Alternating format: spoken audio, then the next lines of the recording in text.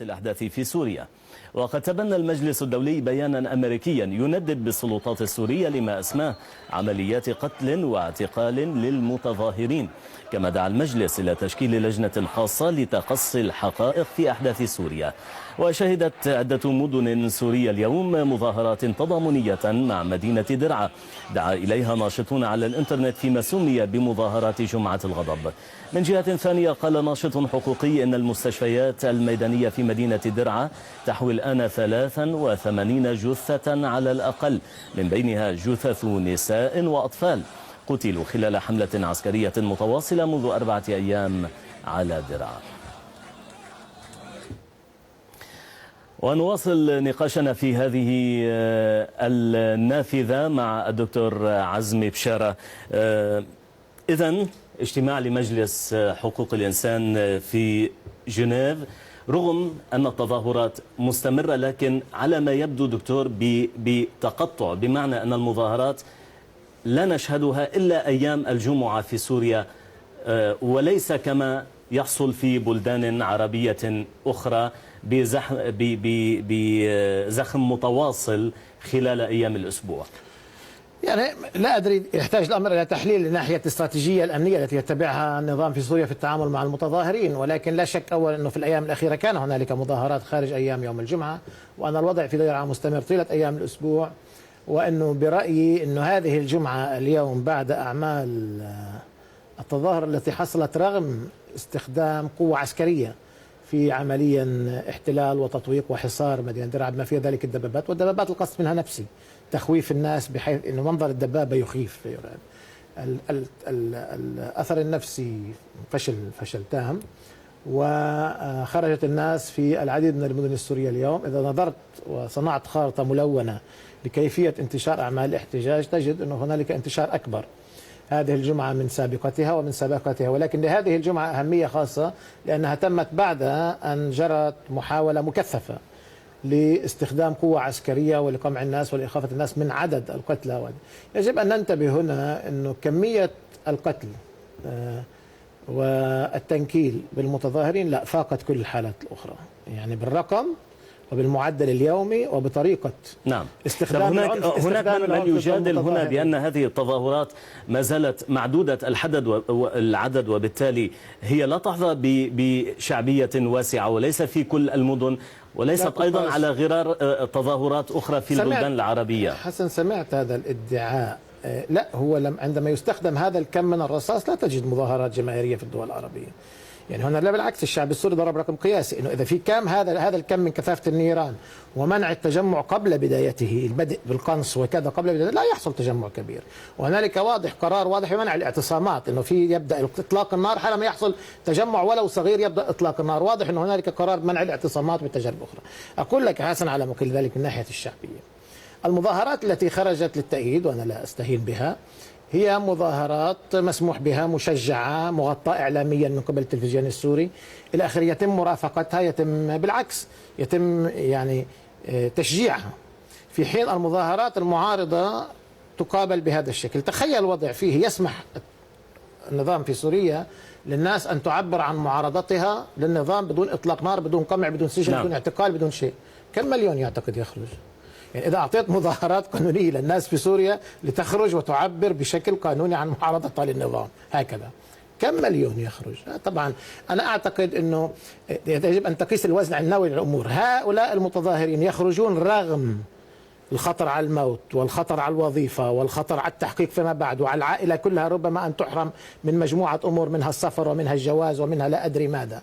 يعني هنالك تجربة طويلة، هنالك ذاكرة، دعني أقول يعني في بعض الدول هنالك ذاكرة احتجاجية، هنا في ذاكرة التعامل مع أجهزة الأمن السورية عميقة جدا في وجدان السوري. هل هو الرفض هنا للنظام بسياسته أم هو رفض للنظام بممارساته الداخلية؟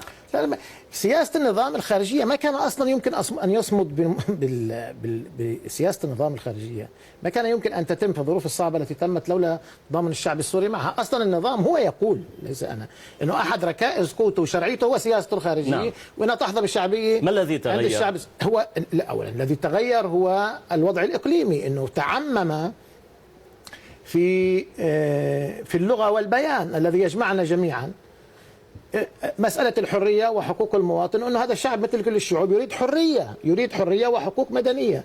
هذا الأمر هو الذي تراه في العيون وفي الهتافات وفي النضال وفي طوق الناس، ليس معارضة سياسة النظام الخارجية. أين رأيت هتافا جديا يعني بشكل شعبي أو برنامجي ضد؟ بالعكس يأخذون على النظام أنه لم يحرر بعد. سنتحدث عن هذه النقطة، لكن لا هو محاولة القول أنه هذا التحرك الشعبي ضد خط المقاومة أصلا بدون الشعب ما كان خط المقاومة ممكن. سنفرد له أسئلة خاصة هذا الموضوع، سنفرد له أسئلة، لكن في المقابل النظام يقول بأن هذه التظاهرات إنما هي نتيجة هناك من يحركها، يتحدث عن نظرية مؤامرة، هناك من يريد إسقاط سوريا لأنها ممانعة وبالتالي هي تتعرض لمؤامرة خارجية ولعصابات ومندسين وغير ذلك، بدليل إطلاق النار على عناصر الجيش والشرطة وسقوط عشرات من عناصر الجيش والشرطة. يعني أولا أمرين، نبدأ بالأمر العام حسن. ماذا نفعل؟ ماذا نفعل مع هذا الكلام انه خلاص ما بدنا حقوق مدنيه ولا حقوق انسان ولا احزاب ولا حريه وكذا، لانه كل ما خرجنا نطالب بحريه وكذا يقول النظام هنالك مؤامره خارجيه. نفترض انه في مؤامره خارجيه، اذا ما دام في مؤامره خارجيه يجب دوس الناس؟ نفترض هكذا. اولا هذا المنطق اصلا غير مقبول، لانه اصلا هو منطق تبريري. حتى لو كان صحيحا فهو يبرر القمع بوجود مؤامره خارجيه، ما بالك ولا يوجد اثبات على مؤامره. بالعكس الإثبات هو على ماذا؟ دعنا أولا نقف على أرض صلبة أن هذا الشعب مثل كل الشعوب يدعم خط المقاومة ويريد تحرير أرضه، ولكن يريد حقوق مدنية وحقوق مواطنية والعيش بكرامة بدون إذلال، بدون تعامل مع الناس كأنهم تلاميذ مزري يصفعوا كأنهم أولاد صف سادس وخامس من شاب أصغر منهم بالعمر. هلا نعود إلى مسألة المؤامرة. آخر بكل التصريحات الغربية وحتى الإسرائيلية، الحالة السورية هي حالة النظام الدولي فيها مرتبك. غالبيته لم يقل بعد ليس غالبية، كل النظام الدولي لا يقول بذهاب النظام، في حين حتى حليف مثل مبارك في مرحلة ما عندما خرجت الجماهير الشارع اضطر النظام الدولي أن يقول يجب أن يرحل. في حالة سوريا النظام الدولي لا يقول يجب أن يرحل، يقول يجب أن يصلح، يجب أن يحاسب من يقتل. أين المؤامرة؟ غالبية الثينك تانكس التي نعرفها في الغرب وحتى الصحف الإسرائيلية يقولون يخشون على الاستقرار بسوريا. هذا مؤامرة؟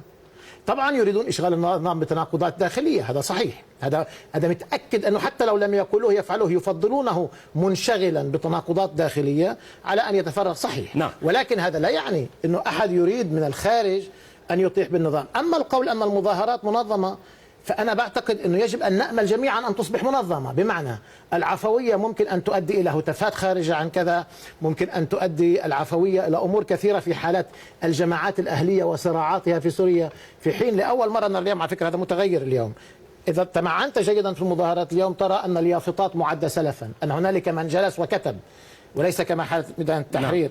نحن أمام مرحلة جديدة. أنا بعتقد أنه بدأت حالات من التنظيم، وأنا بعتقد أنه لأي تحرك ثوري شعبي وجود تنظيم بحد أدنى يطرح أولا بنية تنظيمية، هذا يخفف من قلق الناس على المستقبل، ويطرح برنامج سياسي، وهذا أمر جيد أن يطرح برنامج سياسي إن كان للحوار إذا كان النظام يريد حوار، وإن كان للثورة إذا كان النظام يريد حوار. لكن النظام لم يتنكر لعملية الإصلاح، بالعكس هو سار بعملية الإصلاح بخطى متسارعة، ولكن هو يقول إنه لم يعطى المجال ولم يفسح أمامه الوقت من أجل تأكيد حسن نواياه في مجال الإصلاح. لا هو نظرية النظام أنه لا يريد إصلاح تحت ضغط، وبالعكس وهو يقول ذلك.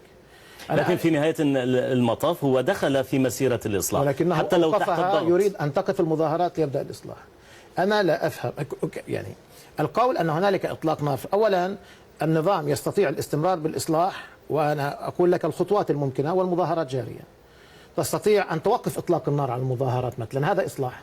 أن تسمح فعلا بمظاهرات قانونية، مش تعتقل الإنسان اللي جاي يطلب رخصة مظاهرة. في ناس راحت صدقت، في ناس صدقت إنه المظاهرة أصبح بدها ترخيص، في ناس صدقت وذهبت لتطلب رخصة واعتقلت. بالإمكان فعلا السماح، بالإمكان فعلا السماح الآن، بالإمكان مثلا السماح للناس أن تدعو للإصلاح دون أن يصاب أن يفلت عليها قطيع من المسعورين بالتحريض، نعم، بالتخوين، بكذا، لأنك دعيت للإصلاح. طيب لماذا برأيك تغليب الحل أنا بعتقد كان؟ هو شوف من يريد إصلاح يظهر ذلك. يعني مثلا أنا لدي وجهة نظر، أدخل وسائل الإعلام لأثبتها، بدل أن تتهم الناس أنه يستخدمون شاهد العيان وكذا، أدخل وسائل الإعلام. إذا كان هنالك سلفيون نعم فليصورهم وسائل الإعلام، وسائل الإعلام يعني أن تظهر هنالك حالات القتال مع السلفيين، من هم، ما هي أسمائهم، ما هي بياناتهم،